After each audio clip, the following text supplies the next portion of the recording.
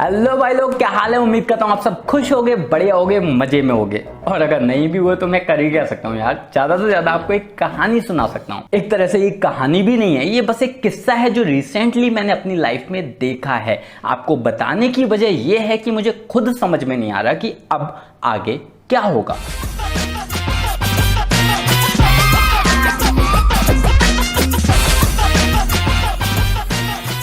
तो मेरे पड़ोस में गुप्ता जी रहते हैं, बहुत ही भले और बहुत ही मेहनती इंसान। गुप्ता जी के 3 बेटे हैं, अमित, अमन और अब्दुल। दरअसल अब्दुल को अंकल जी ने गोद लिया था जब वो लगभग 6-7 साल के आसपास रहा होगा।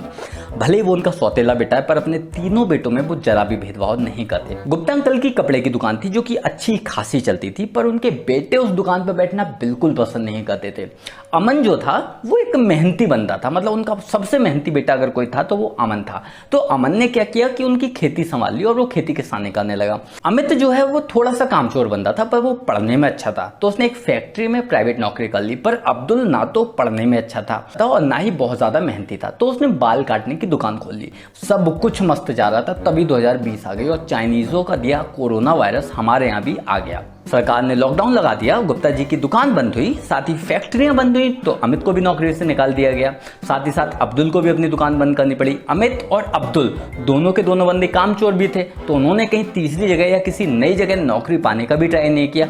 बस एक लौता अमन, वो मेहनती बंदा था और वो अपनी किसानी करता रहा, वो खेती किसानी लगातार करता रहा। उसके सिवा बाकी किसी ने कोई काम नहीं किया। टाइम बीतता रहा, धीरे धीरे 7-8 महीने हो गए लॉकडाउन को। गुप्ता अंकल की सेविंग्स खत्म होने लगी। अब भाई डेफिनेटली अगर किसी घर में 7-8 महीने कोई नया पैसा नहीं आएगा, कोई नई इनकम नहीं आएगी, तो उनकी सेविंग्स खत्म हो ही जाएगी। पैसों को लेके हाई तौबा मचने लगे। लोग यहाँ तक कहने लगे कि आने वाले दिनों में गुप्ता अंकल अपना मकान बेचकर भी चले जाएंगे। अब मैंने ये सब सुना तो मुझे बुरा लगा और मैं अंकल जी के घर गया। मैं उनके घर गया तो वहां पर सिर्फ अब्दुल था। अच्छा, अब्दुल मुझे कुछ खास पसंद भी नहीं है, मतलब वो मुझे कभी पसंद नहीं था, पर आजकल कुछ ज्यादा ही अजीब अजीब बातें करने लगा। मतलब अजीब बहकी बहकी पागलों वाली बातें करता है।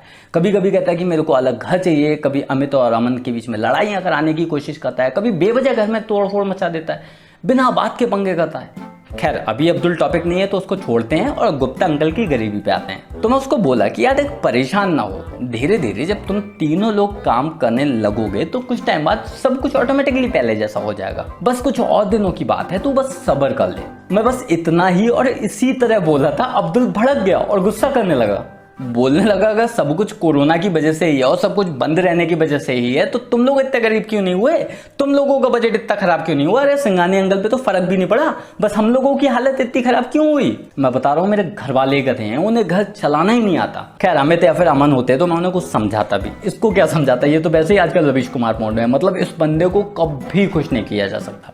मैं बता रहा हूँ आपको, अगर गुप्ता अंकल अमित और अमन को 100 रुपए दे देते, मतलब 100 रुपए दे देते और इसको नहीं देते, तो इसकी शिकायत होती है कि उन्होंने मुझे इसलिए रुपए नहीं दिए क्योंकि मैं उनका सौतेला बेटा हूं।